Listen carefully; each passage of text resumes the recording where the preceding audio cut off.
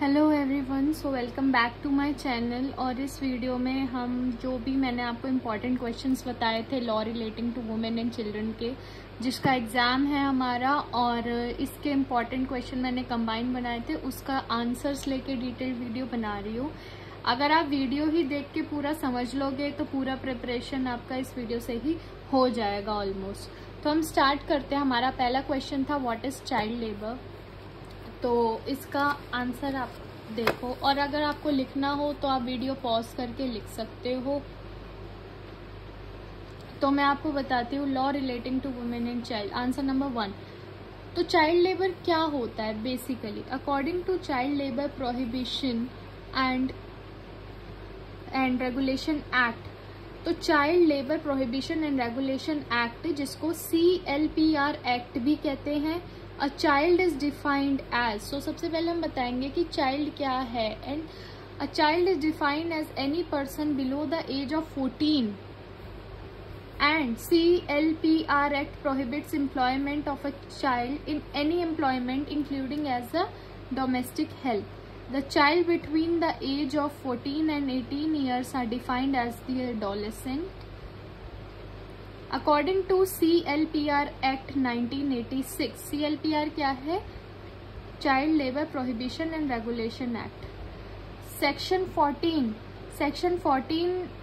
whoever employs, Section 14 हमारा ये कहता है whoever employs any child or permits any children to work in contravention of provision of Section 3 shall be punishable with the imprisonment for term which shall not be less than 3 months but which may extend to 1 year, or with fine which shall not be less than 10,000 rupees but which may extend to 20,000 rupees, or with both. तो अब समझो इसको, हमारे India में child labour prohibition and regulation act है, जिसके तहत हम ये कहते हैं कि किसी भी बच्चे को, सबसे पहले तो इसमें एडोलेसेंस को भी हमने डिफाइन करा है कि एडोलेसेंस किसको कहते हैं। 14 से 18 साल की उम्र के बीच के बच्चों को एडोलेसेंट कहा जाता है। और कोई भी अगर इस एज के बच्चों से काम कराता है या वो कहीं पे काम कर रहा है, वो एक चाइल्ड लेबर के अंडर आता है। इसकी जो पनिशमेंट होती है, ये वाला क्वेश्चन मोस्टली 4 नंबर के में आता है, तो आप अगर इतना भी लिख दोगे तो दिस विल इनफ, ठीक है। और इसमें आप पनिशमेंट लिख दोगे, यानी कि अगर चाइल्ड लेबर की कोई कंप्लेंट आती है और जो भी एक्यूज है उसको कितनी पनिशमेंट होगी, उसको ज़्यादा से ज़्यादा 1 साल की इम्प्रिजनमेंट फाइन के साथ, और फाइन कितना 10,000 और ज़्यादा से ज़्यादा 20,000, या फिर फाइन और इम्प्रिजनमेंट बोथ, ठीक है। So this was the answer number 1. Our second question was difference between adultery and rape. तो adultery और rape क्या होता है, इसका डिफरेंस बताना है। तो हम आंसर नंबर 2 देखते हैं।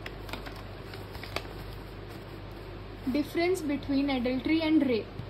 Point number 1, adultery is an offense defined under section 497 of IPC.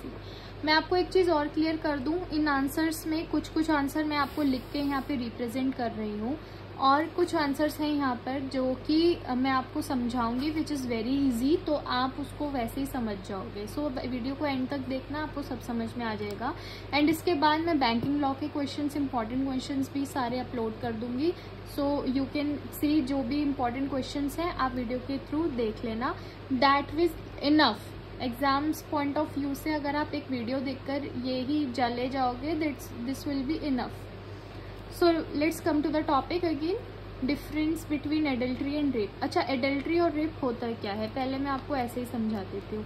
Adultery अभी हमारे इंडिया में क्रिमिनलाइज नहीं है, बट एडल्ट्री के ग्राउंड पे डाइवोर्स आराम से हो सकता है आज भी। Even adultery is not criminalize any more, ठीक है। Adultery is not an offence any more, but on the ground adultery can be the ground for divorce. Adultery होता है क्या? एक्स्ट्रा मैरिटल अफेयर, ये एक सिंपल वर्ड समझ लीजिए आप। रेप क्या होता है? विदाउट कंसेंट से जो किसी के भी साथ किया जाता है, किसी भी वुमेन के साथ, और स्पेशली जब वो वुमेन 18 साल से छोटी है, उसके साथ अगर कंसेंट से भी हुआ है, then it will also consider as rape, ठीक है। Now adultery. Adultery is an offense defined under section 497 of IPC. Adultery हमारे IPC में 497 में डिफाइन है। Rape is an offense defined under section 375 and custodial rape under section 376D to 376D। पहले point में हमने बताया है कि एडल्ट्री कहाँ पर डिफाइन है और रेप कहाँ पे डिफाइन है। सेकंड पॉइंट में adultery deals with the offences of marriages. ठीक है, तो एडल्ट्री क्या होता है, एक्स्ट्रा मैरिटल अफेयर जो मैंने आपको बताया क्या होता है, मैरिजेस में ही डील करता है। ठीक है, रेप क्या होता है, rape is an offence relating to affecting the human body. अच्छा, रेप किसी के साथ भी हो सकता है, दिस इज नॉट इम्पॉर्टेंट कि आप मैरिड हो अनमैरिड हो। Specially rape, what is rape actually, without consent अगर किसी के साथ, वुमेन के साथ फिजिकल रिलेशन बनाया जा रहा है, that is called rape. Now point number third, adultery is an offence against the husband. ठीक है, rape is an offence against the women herself irrespective of married और unmarried. Point number four, in the case of adultery the consent of the woman is immaterial, and in the case of rape the offense is committed against the will and without the consent of the woman। यहाँ पर हम consent की बात कर रहे हैं। ठीक है, और ये तो क्या है यहाँ पर, in the case of the rape the offense is committed against the will and without the consent of the woman। तो यहाँ हमने consent की बात करी है। नाउ नेक्स्ट पॉइंट हम देखते हैं, adultery husband is the aggrieve party. यहाँ पर हम एग्रीव पर्सन की बात कर रहे हैं। रेप में एग्रीव पार्टी कौन होता है, वुमेन खुद ही एग्रीव पार्टी होती है। ठीक है, एडल्ट्री में be committed only when the women is married and she is the wife of someone. Adultery तभी कमिट होता है जब वो मैरिड होती है और वो किसी की वाइफ होती है। Rape can be committed on any women married और अनमैरिड। ठीक है, नाउ पनिशमेंट, एडल्ट्री की पनिशमेंट क्या होती है, 5 years इम्प्रिजनमेंट और फाइन और बोथ। ठीक है, लेकिन अब ये क्रिमिनलाइज नहीं है, तो एडल्ट्री जो है अब खत्म हो चुका है। और बस आप इसमें एक पॉइंट और ऐड कर सकते हो, that adultery is not criminalized in India anymore, but it can be the ground for divorce.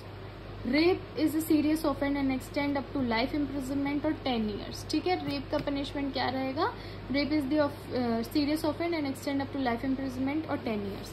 Now हमारा क्वेश्चन नंबर 3 देखते हैं, what do you mean by dowry death, explain with dowry prohibition amendment act 1986. Okay, तो हमें पूछा है कि dowry death जो है वो क्या होती है और डाउरी डेथ को डिफाइन करिए। वैसे मैंने डाउरी प्रोहिबिशन एक्ट का एक वीडियो डाल रखा है, मेरे चैनल पे है ऑलरेडी। उसमें मैंने सारे इम्पॉर्टेंट टॉपिक्स आपको बता दिए थे डाउरी से रिलेटेड। आप एक बार वो वीडियो जाकर देख लेना मेरे चैनल पे, उसमें आपको सारे इम्पॉर्टेंट ये वाले क्वेश्चन जितने भी डाउरी से रिलेटेड है उस वीडियो में आपको मिल जाएंगे। इवन मैंने स्टिल ये थोड़ा सा लिख दिया so that I can explain you. Section 304B of IPC defines dowry death. ठीक है, सेक्शन 304B IPC का डाउरी डेथ डिफाइन करता है as if a women die within 7 years of marriage by any burns और bodily injury or it was revealed that before her marriage she was exposed to cruelty or harassment by her husband or any other relative of husband in connection to demand dowry, then the death of the woman will be considered. अब dowry death के essential क्या होते हैं, dowry death कब एक dowry death मानी जाती है एक्चुअल में। Dowry death must be caused by burn, bodily injury और अदर सर्कमस्टांसेस।